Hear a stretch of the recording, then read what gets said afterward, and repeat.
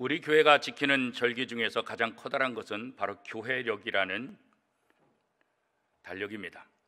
이 교회력은 예수 그리스도의 탄생, 죽음, 부활, 승천 및 재림 등을 통해서 완성된 구원의 역사를 1년 주기로 재현한 것을 설명하고 있습니다.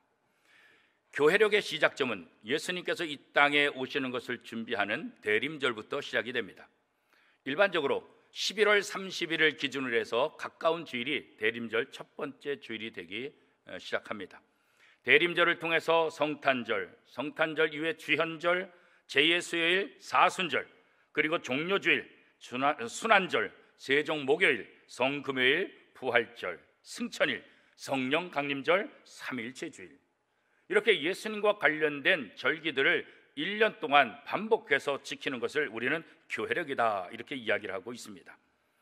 이 교회력에 나타난 사건들은 역사적이고 실제적인 사건들인 동시에 신학적인 해석이고 또 고백적이고 예언적인 기념일이다. 그래서 우리는 이 교회력을 교회에서 중요시 여기며 지키고 있습니다. 그렇기 때문에 교회력을 준수한다는 것은 이 교회력 절기절기에 나타난 하나님의 구원의 역사를 다시 한번 되새겨보고 하나님의 구속의 은총을 감사하고 그 영광을 드높이는 일이다, 이렇게 우리는 이해할 수 있습니다. 그리고 우리는 이 교회력뿐만 아니라 우리 교단 예장통합이 제정한 총회 제정주의를 또 지키고 있습니다. 지금 현재 34개의 총회 제정주일이 있어서 환경주일, 또 성서주일, 또 다양한 주일들을 이렇게 지키고 있는데 오늘 환경주일이 바로 이렇게 우리 총회가 제정한 제정주일입니다. 그래서 오늘 우리는 환경주일로 지금 예배를 드리고 있습니다. 환경주일의 역사를 가만히 살펴보면 1972년 6월 5일 스웨덴 스톡홀름에서 열린 UN 인간환경회의를 통해서 국제사회가 지구 환경 보존을 위해 공동 노력을 다짐하면서 매년 6월 5일을 세계 환경의 날로 제정하자, 그래서 시작이 된 것입니다. 우리나라도 1996년부터 이것을 따르면서 6월 5일을 법정 기념일인 환경의 날로 지정하고 우리나라도 함께 지키고 있습니다. 그리고 우리 교단도 매년 6월 첫째 주일을 환경주일로 지키고 있는 것입니다. 또 교회에 따라서 둘째 주일, 이렇게 상황에 따라서 첫째 주일이나 둘째 주일 이렇게 이제 지키게 되어 있습니다. 이런 역사적인 배경을 가만히 살펴보면 환경의 문제가 얼마나 심각했는가를 우리가 다시 한번 되돌아볼 수 있습니다. 18세기 산업화 이후에 이 환경의 문제가 심각하게 대두되기 시작하는 거죠. 그래서 1972년, 지금으로부터 50년 전에 이 문제가 이제는 단순한 문제가 아니라 세계를 망가뜨리고 세계의 모든 피조물들을 멸망시키는 그런 위협에까지 가까이 왔다. 우리가 이 환경 문제를 제대로 돌보지 않으면, 이 환경 문제에 제대로 대응하고 대처하지 않으면 이 지구는 곧 멸망할 수밖에 없을 것이다. 그런 위기감을 갖게 되면서 이 환경에 대한 관심을 갖게 되었습니다. 우리가 살고 있는 이 세상이, 이 환경이, 이 생태가 이렇게 파괴되는 가장 주된 요인이 뭘까? 그것은 인간의 욕심입니다. 인간의 욕심 때문에 자연의 생태계가 다 파괴되었던 것입니다. 인간의 욕심이 지금 환경 재앙을 가져오게 만들었고 우리를 힘들게 하고 있습니다. 사실 산업화되면서 경제가 활성화되고 돈이 중요하기 때문에, 돈에 대한 가치 때문에 거기에 신경 쓰느라고 환경이 파괴되고 그 파괴된 환경이 우리에게 어떠한 영향력을 줄지에 대해서는 사실 관심이 없었습니다.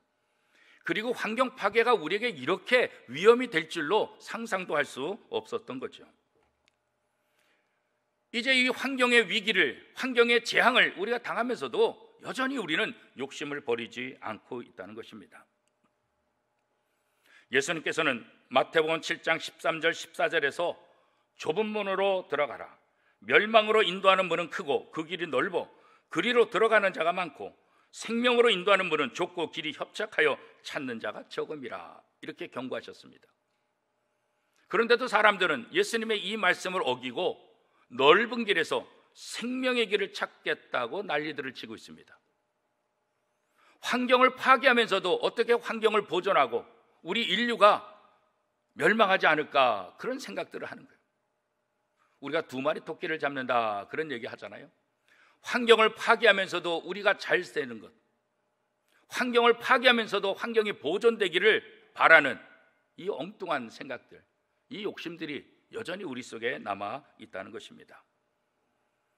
대지진의 사건들, 방사능 유출 문제들, 역사상 유례 없었던 대구제역 사태들, 조류독감, 산업화로 인한 환경오염, 생태계 파괴, 이런 충격적인 사건들이 연일 계속해서 세계 도처에서 일어나고 있습니다. 시간이 지나면 지날수록 환경의 문제는 더 심각해질 수밖에 없다고 경고하고 있는 것입니다. 이런 과정 속에서 사람들은, 또 이 피조 세계는 멸망할 수밖에 없다는 것을 성경도 다시 한번 우리에게 이야기하고 있는 거예요.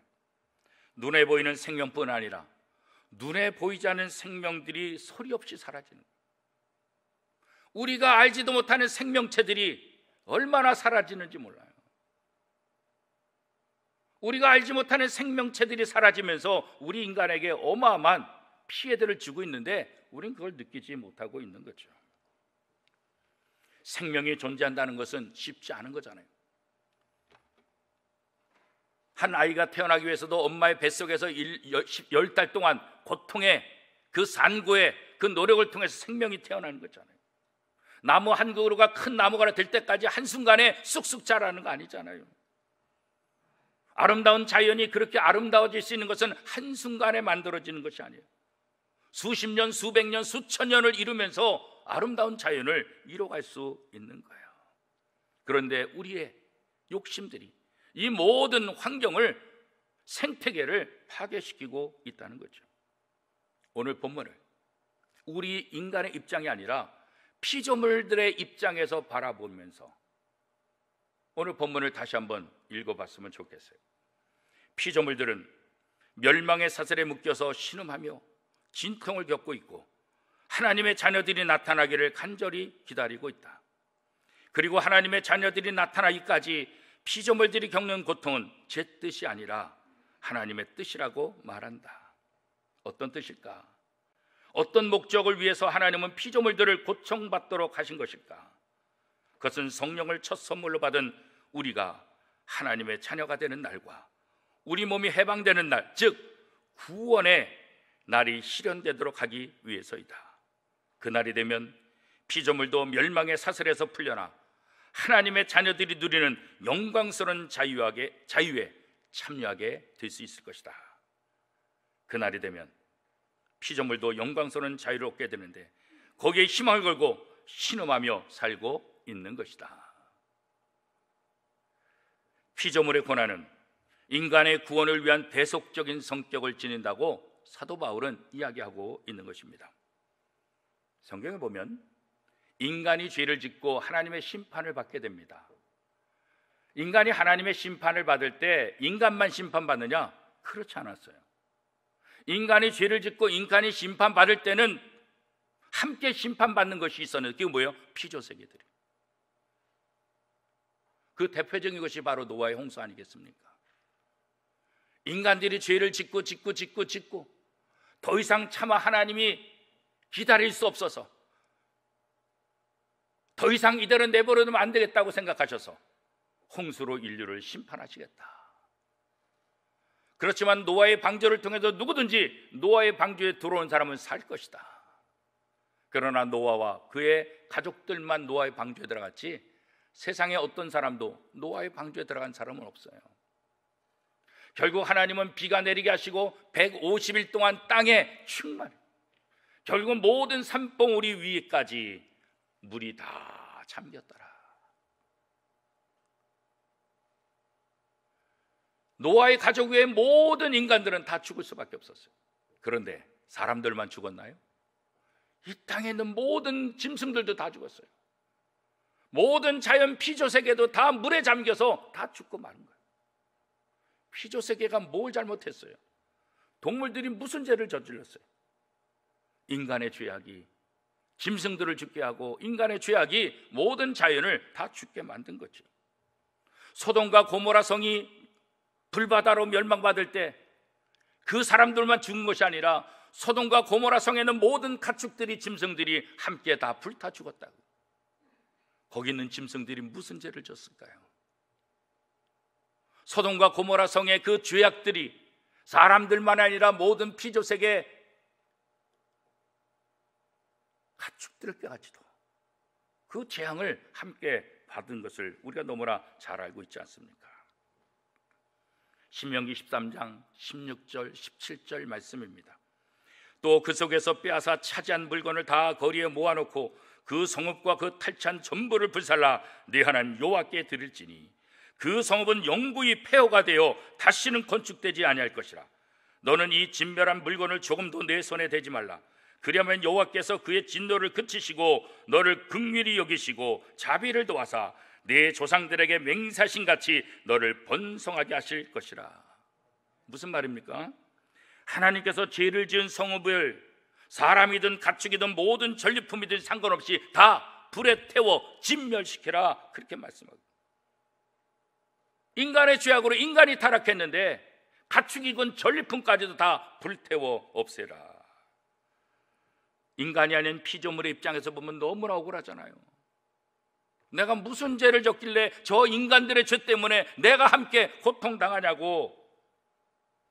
그렇지만 사도 바울은 오늘 본문을 통해서 이 피조물들의 신음이, 이 피조물들의 재앙이 바로 희생 제사의 제물이 되었던 어린 양과 같은 모습이라고 사도 바울은 이야기하고 있어요.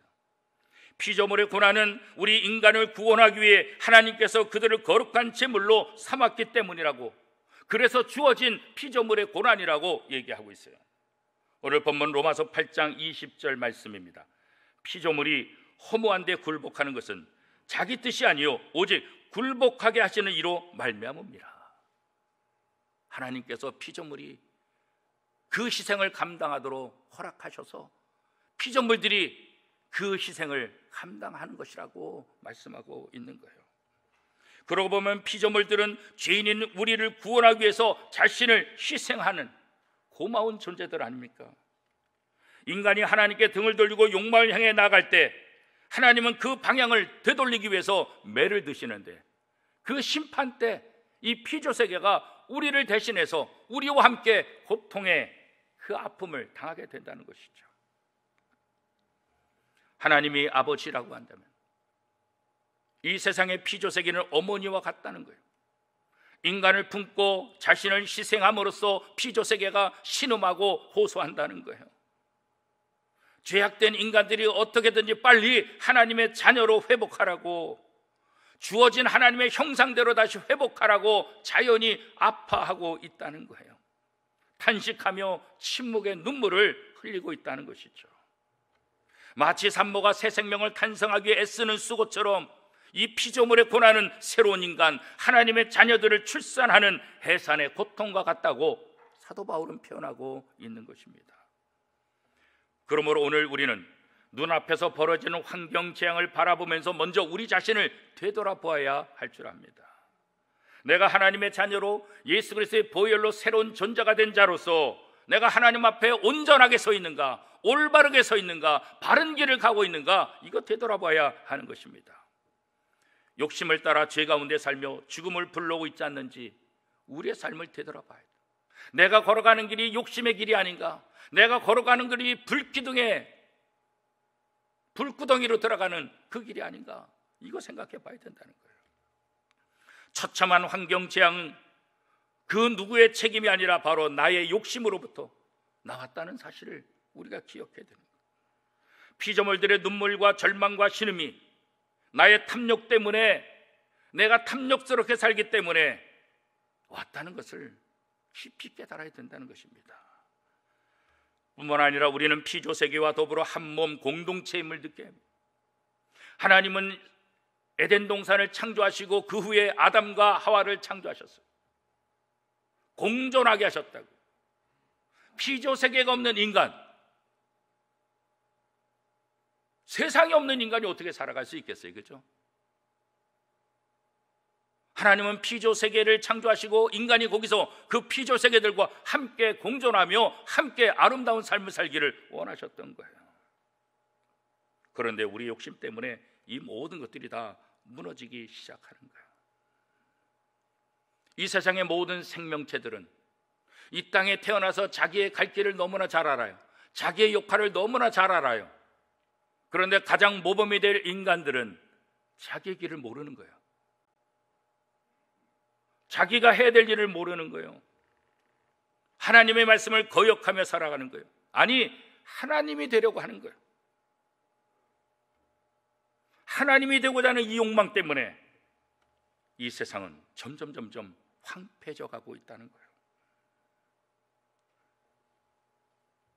피조물은 하나님의 창조의 원리에 의해서 하나님의 형상대로 지음받은 우리들과 함께 이 창조 세계를 잘 보존하고 잘 지키기를 호소하고 있는 거예요. 많은 과학자들이, 많은 환경운동가들이 지금 경고하고 있어요. 시간이 없다고요. 더 이상 긴 시간이 우리에게 주어지지 않는다고 경고하고 있어요. 지금 우리의 삶의 방식을 고치지 않으면, 지금처럼 계속해서 이런 상태로 살아간다고 한다면 이 세상은 피조세계의 파괴로 인해서 우리는 재앙 가운데 살 수밖에 없을 것이라는 거예요. 이 지구의 수많은 역사 가운데 지금 이 시대가 가장 아픈 시대고 가장 죄악스러운 시대라고 평가하고 있어요. 왜요? 인간의 탐욕 때문에. 하나님은 말씀으로 세상을 창조하셨습니다. 우리가 만나는 세상의 모든 자연은 하나님의 말씀들입니다. 위대한 영성가들은 골방에서도 하나님을 만나기도 하지만 세상에 나가서 자연 속에서, 물가 속에서, 산 속에서, 높은 곳에서 자연을 벗삼아 삼을 때 그 속에서 하늘의 음성을 들었고 위대한 영성가들로 만들어진 것을 우리가 잘 알고 있습니다. 우리는 하나님을 만나기 위해서 이제 밖으로 나가야 합니다. 숲을 걸으며 흙냄새를 맡으며 동물들을 바라보며 나무와 교감하며 들꽃과 새들과 더불어 함께 노래하는 그런 삶을 우리가 살아야 된다는 거예요. 하나님은 자연이 하나님의 말씀으로 창조된 세상이기에, 하나님의 말씀으로 창조된 세상 이 피조물을 통해서 하나님을 느끼고 하나님을 만날 수 있도록 해주셨다는 거예요. 자연은 우리가 정성을 쏟고 잘 관리하면 훨씬 더 많은 것들을 우리 인간에게 보답해 줄 것입니다. 한 송이 들꽃에서 하나님의 무한한 사랑을 발견하고 있지 않습니까? 저 들에 핀 백합화를 보아라. 저것도 하나님께서 돌보신데 너일까 보냐. 저 공중에 나는 새를 봐라. 하나님이 저것도 지키시는데 너일까 보냐. 세상의 피조세계를 바라보면서 하나님이 우리를 얼마나 사랑하는지 느끼라고 말씀하고 있지 않습니까? 그런데 안타깝게도 우리는 하나님이 주신 이 사명을 잃어버리고 세계 도처에서 들려오는 피조물의 신음소리가 점점 더 커지고 있다는 것을 경험하고 있습니다. 인간의 무절제와 탐욕이 불러온 크고 작은 사건 사고들, 피조물들을 아프게 하고 피조물을 신음하게 만든다는 거예요.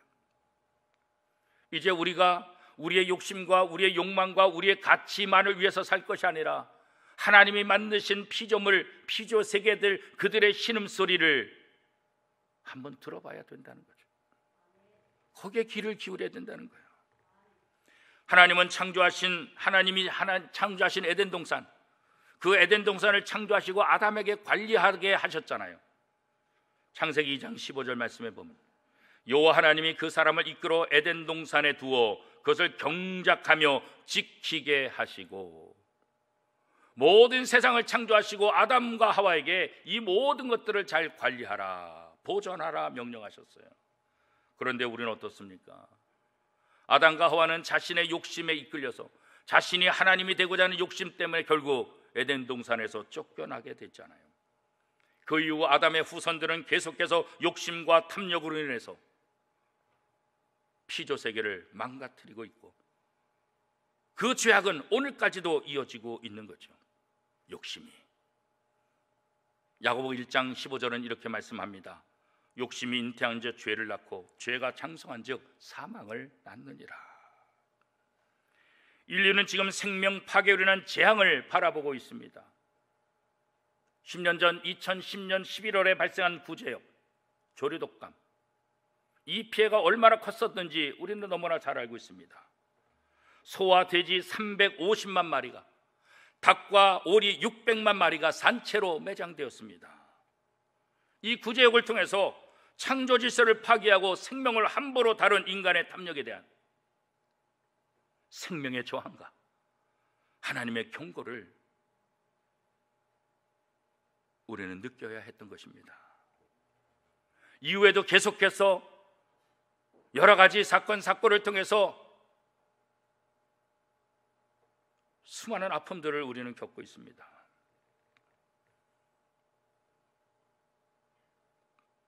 지진을 통해서 이제는 일본만이 지진의 피해 국가가 아니라 우리나라에도 지진이 일어나서 피해가 심각하지 않았습니까? 바다의 해일, 후쿠시마 원전의 폭발, 그리고 최근 일본이 후쿠시마 원전 오염수를 방출하겠다고 발표함을 통해서 우리나라가 지금 심각한 문제 아닙니까? 바다 오염으로 인해서 이제 일본과 한국 근해에 있는 물고기를 먹을 수 없는 그런 두려움 속에 우리가 있지 않습니까? 우리나라뿐만 아니라 결국 이것은 전 세계로 공포로 몰아가고 있습니다. 후쿠시마 원전 오염수를 방출하겠다는 일본의 발표가 된 이후에 중국 정부는 대변인을 통해서 이런 성명을 발표했습니다. 일본 정치인들이 오염수가 깨끗하다는 걸 증명하려면 오염수로 밥 짓고 빨래해라. 아무런 문제가 없다고 너희가 그렇게 얘기하면 너희가 한번 증명해봐라. 중국 정부가 이렇게 발표를 했어요. 뿐만 아니라 우리는 생명의 젖줄이며 자연의 혈관과 같은 4대강 파괴가 우리 민족의 커다란 아픔이죠. 정치적으로는 이것이 좋다 저것이 좋다 판단하지만 지금 환경운동가들의 평가에 의하면 이 4대강 사업이 우리나라의 젖줄을, 우리나라의 생태계를 어마어마하게 파괴하고 있다는 사실이야. 그저 정치 투자의 대규모 토건 사업으로 인해서 경제를 활성화시키면 경제적인 부흥이 올 것 같다는 그 생각 때문에 환경 파괴가 가져다주는 그 아픔을 쳐다보지 못하는 거죠. 경제적인 가치만을 추구하는 이 세상 속에서 이 생태계가 얼마나 우리에게 소중한 것인지 우리는 자꾸 놓치고 있는 거예요. 창조세계는, 생태계는 한번 파괴되면 다시 회복하기가 거의 불가능한 거예요. 수많은 돈을, 수많은 사람을, 수많은 인력을, 수많은 시간들을 쏟아부어도 회복하기가 어려워요. 쓰레기 하나 버리는 것은 쉽지만 그 쓰레기가 오염돼서 그 오염된 것을 다시 회복하는 데는 어마어마한 대가를 지불해야 하는 것입니다. 2021년 환경주의를 맞는 우리는 이제 다시 한번 지속적으로 인간의 욕심과 욕망으로 인해서 파괴돼가는 이 생태계들, 환경을 바라보면서 우리의 죄를 회개해야 할 것입니다. 다시 한번 하나님께서 우리를 창조세계의 청지기로 부르셨다는 사실을 기억해야 할 것입니다. 신음하는 피조물들의 모습을 바라보면서 생명의 터전인 지구가 풍전등화의 위기 앞에 놓여져 있지 않습니까? 지구는 그 자체로 생명덩어리이고 생명 자체입니다. 우리 몸에 병균이나 바이러스가 들어오면 면역체계가 작동돼서 일대 우리 몸속에 전쟁이 일어납니다. 열이 나고 아픈 것이 바로 그런 증상입니다.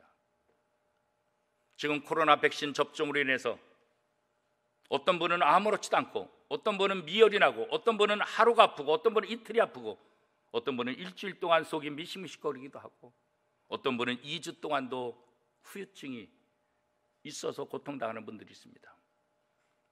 이 백신이 우리 몸속에 들어와서 각자의 건강 상태에 따라서 다르게 다 작용들을 하고 있는 거죠. 이 지구도 마찬가지입니다. 인간의 죄악과 탐욕으로 인해서 지구가 파괴돼 가고 있습니다. 파괴되는 가운데 서서 이 피조물들은 신음하고 있다는 거예요. 그 신음이 결국은 자연재앙, 자연재해로 우리 인간을 덮치고 있다는 것이죠. 오늘날 교회도 세상과 똑같은 방식의 성장주의에 매몰돼서 피조물의 신음소리, 여기에 귀를 기울이지 못하고 있는 것이 사실입니다. 우리가 지금 살고 있는 세상, 지금 당면한 가장 커다란 문제는 무엇일까요? 바로 기후 문제라고 전문가들은 이해하고 있습니다. 수많은 전문가들이 10년 이내에 이 기후 변화에 우리가 대응을 제대로 하지 못하면 결국 생태계는 파국을 맞을 것이라고 경고하고 있습니다. 대책을 세우지 않으면 대부분의 생물의 종들뿐만 아니라 인류의 생존도 보장할 수 없다고 경고하고 있는 것입니다. 인류 스스로가 자초한 기후 위기에 직면해서 우리가 무엇을 해야 될 것인가? 어쩌면 우리 세대는 살 수 있을지 모르지만 우리의 다음 세대가 어떻게 살아갈지 위기라는 것이죠. 전 세계 기후 위기 전문가들은 인류 생존을 위협하는 기후 위기 극복 대안을 연구하고 있어요. 전 세계 학자들이 모여서 세미나를 하고 발표를 하고 우리가 해야 될 일이 무엇인지 성명서들을 발표하고 있습니다. 이에 대한 대안으로 우리나라 정부도 지난 1월 2050년까지 탄소 순 배출량이 제로인 탄소 중립 실현을 실천하겠노라, 그렇게 발표를 했어요. 그리고 이 기후 대응 기금으로 12조 원을 조성해서 준비하고 사용하겠다, 그렇게 발표를 했습니다. 탄소 중립이라는 것은 18세기 이후 산업혁명 이후에 급격하게 늘어난 이산화탄소의 배출로 인해서 점점 가속화되는 기후 온난화를 막기 위한 것. 이 기후 온난화로 인해서 우리는 지금 많은 아픔들을 겪고 있는 것 아니겠어요? 탄소 배출량을 제로, 0으로 만들기 위한 노력, 그것이 바로 탄소 중립 정책입니다. 이산화탄소가 발생하면 발생할수록 우리는 숨쉬기가 힘들고 피조세계도 신음할 수밖에 없다는 거죠. 지금 전 세계에 고통을 주고 있는 코로나19 감염병 또한 인류의 과도한 탐욕으로 인한 야생동물의 주거지가 파괴되었기 때문이라고 주장하는 학자들도 있습니다. 오늘 우리는 38번째 환경주의를 맞이하고 있습니다. 이번 환경주일이 우리 그리스도인들이 먼저 진정한 하나님의 자녀로 태어나는 그런 계기가 되었으면 좋겠습니다. 물론 1년에 한 번 지키는 환경주일이지만 우리가 세상에 살다 보니까 직장과 가정과 자신의 삶 때문에 자연을 되돌아보지 못했던 우리들이 1년에 한 번이라도 이 자연이 얼마나 소중한가, 생태계가 얼마나 위험에 처해 있는가, 이것을 다시 한번 깨닫는다고 한다면 우리의 삶 속에서 작은 실천 하나하나를 행할 수 있을 것입니다.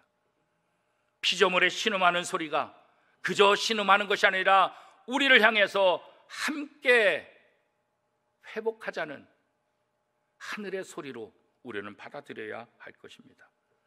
로마서 8장 21절 말씀입니다.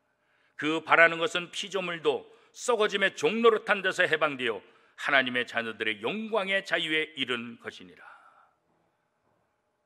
하나님의 은혜로 하나님의 자녀들이 회복되는 그 영광을 피조물들도 누리고 싶다는 거예요. 피조물들도 해방되고 싶다는 거예요. 창세기 1장 31절 말씀에 보면 하나님이 지으신 그 모든 것을 보시니 보시기에 심히 좋았더라. 하나님이 만드신 세상이 얼마나 아름다운지 우리에게 말씀해 주고 있는 것 아닙니까? 하나님 보시기에 심히 좋았더라. 이 아름다운 창조 질서를 회복하는 것, 거기에 청지기로 쓰임받는 것, 그것이 오늘 우리들이 해야 될 일입니다. 우리가 가슴이 답답하고 머리가 어지러울 때 어디를 찾아갑니까? 사람들이 많은 곳을 찾아갑니까? 클럽을 찾아갑니까? 물론 젊은 사람은 그런 사람도 있어요. 술 마시러 가는 사람도 있고. 그러나 대부분 사람들 어디로 가요? 자연으로 가는 거예요. 바다로, 산으로, 사람들이 없는 곳으로. 이 자연은 하나님의 말씀으로 창조된 하나님의 형상들로, 그 자연을 통해서 우리가 회복되는 거예요. 그 아름다운 자연을 지켜야 우리도 거기서 힐링하지만 우리의 후손들도 그 아름다운 피조 세계를 통해서 힐링하며 치유되는 역사가 일어나게 될 것입니다. 다시 한번 환경주의를 통해서 쓰레기 버리는 것, 종이컵 사용하는 것, 자동차 사용하는 것, 우리의 일상에서 우리가 좀 더 줄여야 될 것이 무엇인가를 다시 한번 생각해보고 가급적 줄일 수 있을 만큼 줄일 수 있는 그런 노력들도 오늘 우리에게 필요할 것입니다. 환경운동가들이 아니라, 생태학자들이 아니라 그리스도인들이, 하나님의 형상으로 지음받은 하나님의 자녀들이 누구보다도 이 일에 앞장서서 이 사명을 감당하는 저와 여러분의 삶이 될 수 있기를 축복합니다.